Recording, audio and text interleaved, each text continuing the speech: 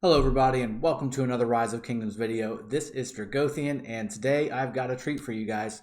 So we all know that Tomyris, not sure which way it is, and Edward are all coming out in the next few weeks, I guess, depending on how things play out. We all know also that Tomyris is also going to be in the Mightiest Governor event coming up for a lot of the kingdoms that are out there. So I wanted to make sure that you guys knew about the commander itself, but more importantly, I got access to the max skills. So I'm going to showcase all those to you today.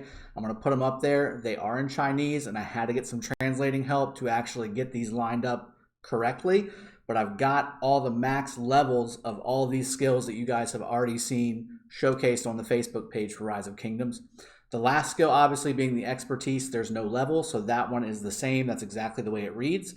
But the first four, I've got the level 5 versions of all of these skills. So with that in mind, let's quickly talk about Tomyris, and kind of tell you about what she is and what she does and her unique abilities, because she is a different kind of commander. She is not your standard cookie cutter archer commander. So with that in mind, look, we've got the fourth skill here, which is the poison stuff. That's where this commander really starts to shine and start to become a very unique commander. And if we read it, it says gives all regular attacks a chance to poison a single target for 5 seconds. This effect can stack a maximum of 15 times, and the effect duration, it will be reset to 5 seconds each time a new stack is added. So again, it just keeps refreshing, keeps stacking for as long as you have not casted a skill.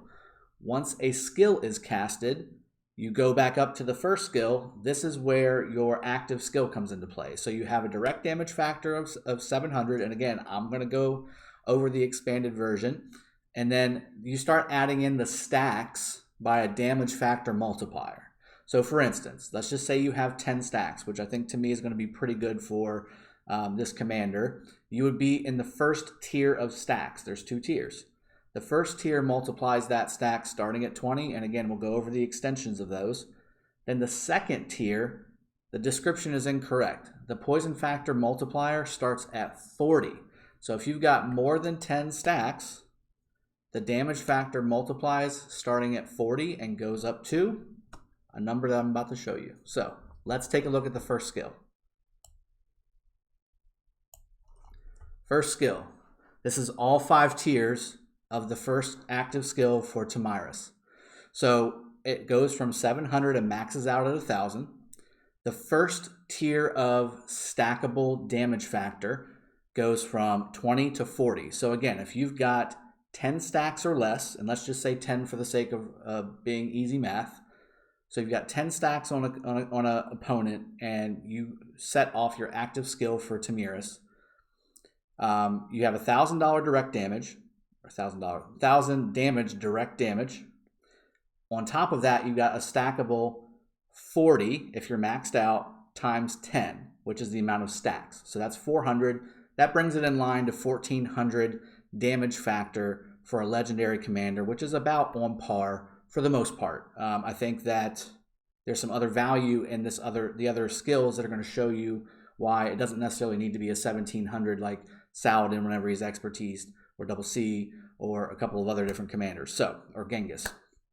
So the second tier, however, if you are able to get over 10 stacks, it starts at 40 and goes to 80, okay? This is where it starts stacking up really nice. So again, say you've got 12 stacks, okay? So 10 times 80 would be 800, plus 160 more, that's 960. You would add the 960 to the 1,000. Now you're talking a 1,960, almost 2,000 direct damage factor nuke on Tomyris's primary skill. So this can start to stack up very easily. It all depends on how long you have in between rage regens for the first skill of this commander. So it's to your advantage if you want to maximize the amount of damage one time that this commander does, to extend the time between skills for your 2 commanders going off. That's why this commander has, if you look at the three trees, Archer, Conquering, and Attack, not Skill. Skill is your rage regen tree. Attack is not. It's more geared towards troop damage and troop defense and counterattack defense and things like that. So you got to pay attention to that. All right. Next skill, when attacking cities, increases normal attack damage by 10% and decreases counterattack damage by 10%. Let's show you the full version of that. Boom. It goes up to 30.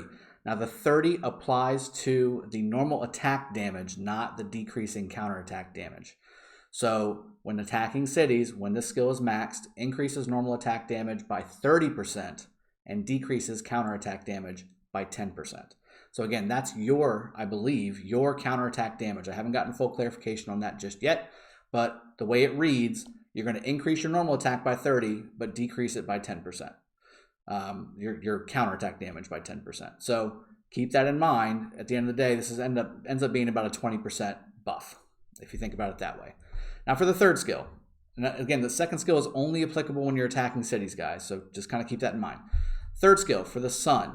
Passive skill increases attack of archer units by 10% and gives all attacks a 10% chance to decrease the defense of a single target by 10% for 3 seconds. This is a really good skill, guys. It goes up to 30 for both. So increases attack of archer units by 30%. And it's passive, guys. It's passive. And on top of that, gives all attacks a 10% chance to decrease the defense of a single target by 30%. This is huge.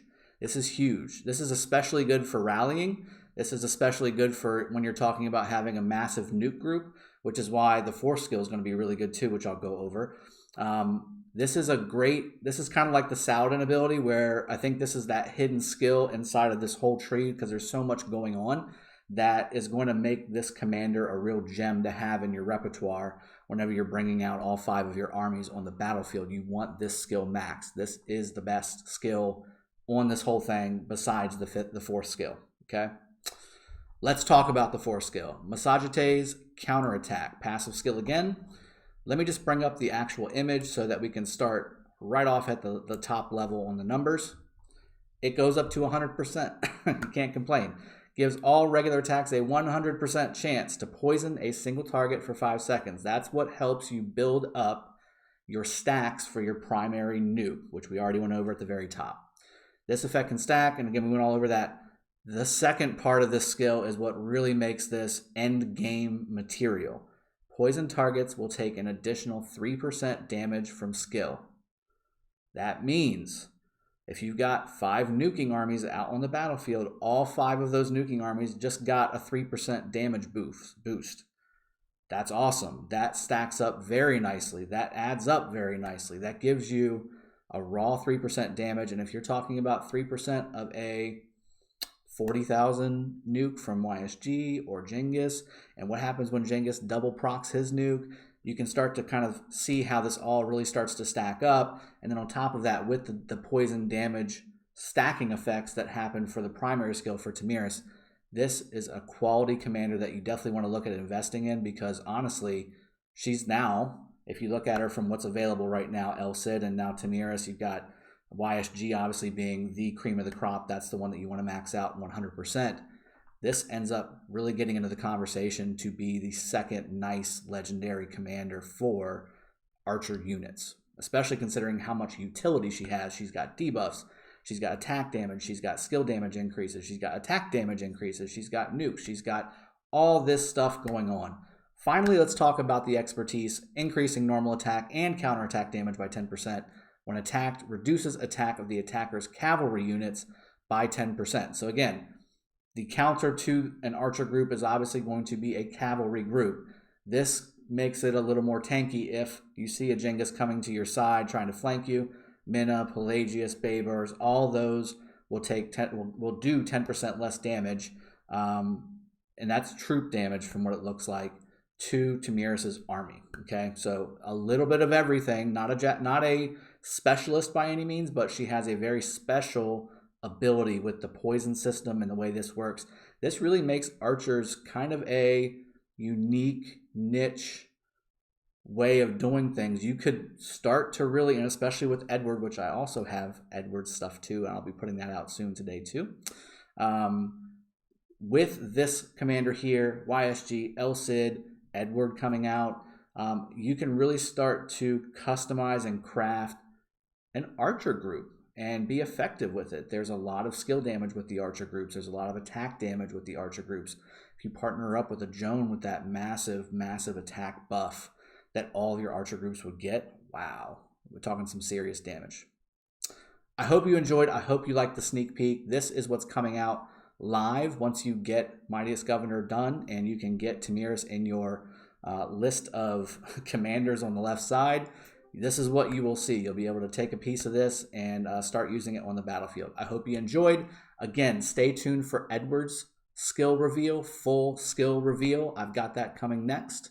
I hope you enjoyed this. I'll see y'all next time. Cheers, and have a good one.